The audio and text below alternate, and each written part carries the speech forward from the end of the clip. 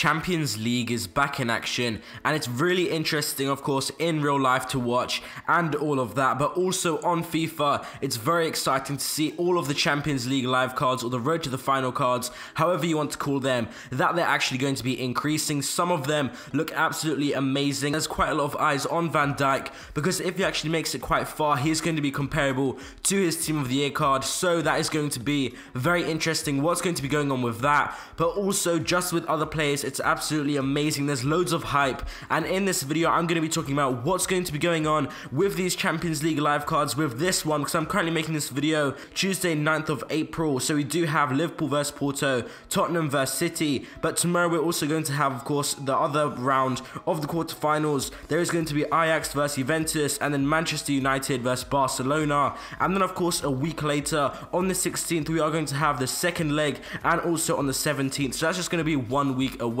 So we don't usually, of course, Champions League games are getting closer and closer, the gaps between the next rounds, and this is going to be very interesting to see what it's going to do to the market, and it's going to be very important, especially if you do have some investments in these cards. So of course the best thing to do is just, if you buy one now, I wouldn't really recommend one to buy it now, but for example, if you have one in your club, maybe you bought it a week or two ago, if you hold that until the Champions League final, if your team gets in, or whatever card the team that you do have, if they get into the final and they win it, that of course is the best possible scenario. But to predict that, and of course just try and guess, maybe it's your favorite team, something like that, it is very difficult to get into the Champions League final, especially with all of the teams that we do have now, very strong teams in there, and there is also right now just Ajax and Porto. Other than that, we do have very strong teams, which is like, it hasn't really happened too much in the past few years, and this is definitely going to be extremely close. So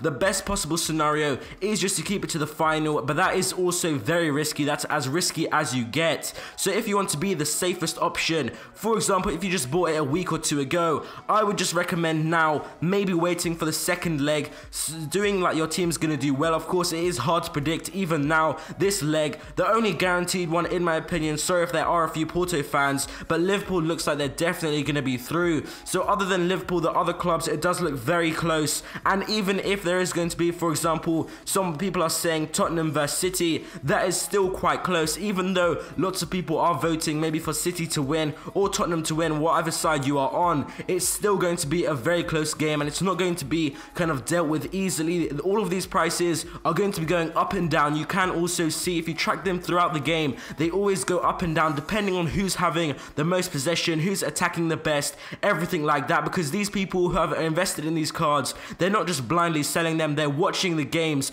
And of course it is the best where it doesn't have too much time in between the real what's going on, because you don't really want other people to get this information before you, like if there's been a shot on target, if someone's got a red card, something like that. You want to make sure that you're the first one to get this. So the ultimate time I would recommend just to sell them, if you are in them right now, I would recommend maybe this leg. It depends what games you are talking about. Of course, the Tottenham ones and the Liverpool ones have finished now, the first leg, but tomorrow on the 10th of April we are still going to have Ajax vs Juventus, Manchester United vs Barcelona. So I would kind of recommend selling into the hype.